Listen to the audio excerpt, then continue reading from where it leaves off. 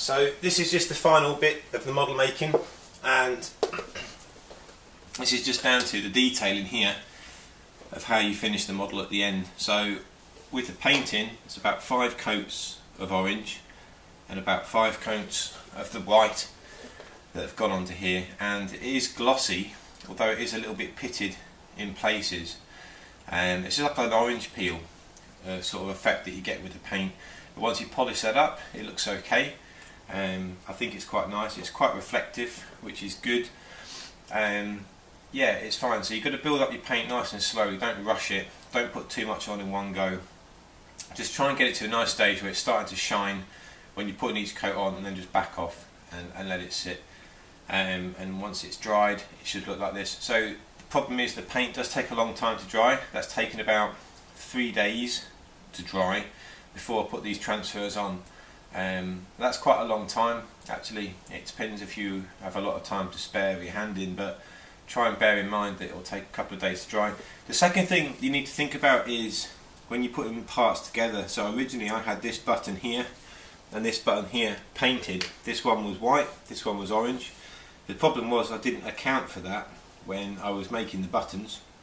These are just bottle tops, but when I was cutting the holes for them, when I tried to put the paint on, it was too big for the hole. So when you think about it, if you've got 2 coats of primer or 3 coats of primer or 4 coats of paint, that's going to add quite a lot of thickness to the parts. So you need to make sure that when you're making these pieces that you account for that before you spray them. So in other words, you make one a little bit smaller or a hole a bit bigger. These parts here have all been glued in. Some of it I've used Awaldite. So if I glue in the top part to the bottom part, I used Awaldite. For gluing this screen in here, I used Awaldite, and the reason I used Awaldite was because the bottom of this hole was a little bit uneven, and because Awaldite's quite thick, you can hold it in place and it kind of makes it sit nicely, and then it sets. For buttons like this one here, I used super glue because it was quite flat anyway, and that sets almost instantly, so that was fine. A lot of this I used a pair of tweezers to put in, rather than using my fingers, and the reason I do that is because if you use your fingers and you get glue on your fingers, you'll get glue on the model, or you'll get stuck to the part you're trying to put in. So it's sometimes good to use a pair of tweezers to kind of drop these parts in if possible, and always make sure your hands are free from any dirt and any dust. So super glue for some parts and Awaldite for others. In terms of the detailing, I've put screw in the top, I've put screw in the side here, headphone jack in there, an on and off switch, a screen. And if you come around the back here, this is just clean, nothing there. And if you turn at the bottom, you put a couple of rubber feet in there, and then a screw, and a couple of little screws in there. I didn't intentionally make this into a radio when I started out. I just made it as a block and then just changed it into a radio. These parts, I take them from an existing MP3 player I had and just chopped it up. This was from a solar light garden ornament in Poundland. That was from Poundland. That was from Poundland. The screen was from Poundland. I took that out of the ornament. That was from the MP3 player. These are bottle tops. They did look a bit more convincing when they were painted, but that's it. The LED came from the garden ornament. The Poundland will probably have lots of bits you can get quite cheaply and put them in your model and make them look good. In terms of the transfers, you want to make sure the model's nice and clean before you put them on, and these are called Electroset, and you can buy different types, different sizes. I'm not quite sure what typeface this is. I think this one is Helvetica. You can get this on eBay, and you can get obviously white or black and different sizes. That's 7mm and that's 3mm. When you're putting on the transfers, what you want to do is obviously take your time and be very, very careful.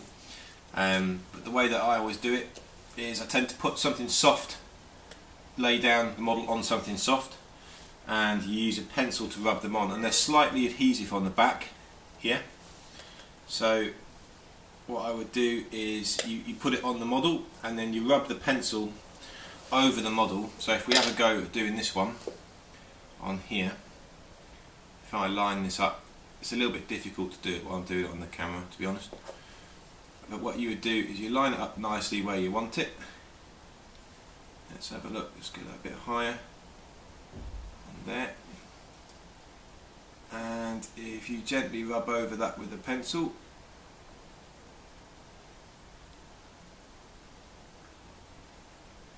you'll find it will start to come off.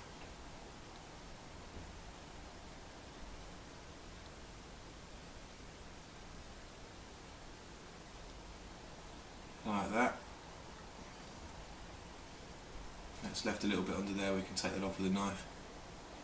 Give it a little push with your finger. Like that. This is why you've got to make sure that your paint is dry. So I put another one on there, look like this. And then what I'd probably do is use a bit of paper just to give it a gentle push, just to make sure it's on, so it flattens it off. Now this stuff's quite resilient, you can rub it, it doesn't tend to come off. I'm probably going to take this one off later on and put it on again a bit better.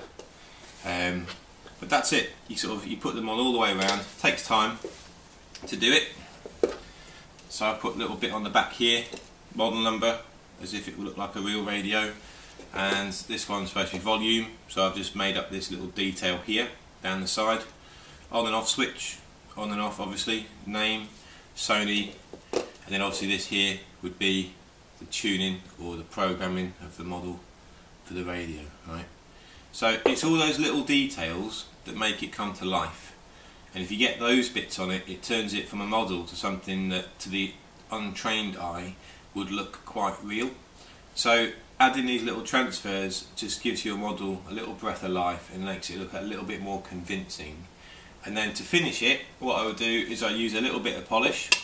This is Mr. Sheen, it's not particularly great. What you want to use, you can get hold of it, is beeswax polish, made by Pledge. I might get some later.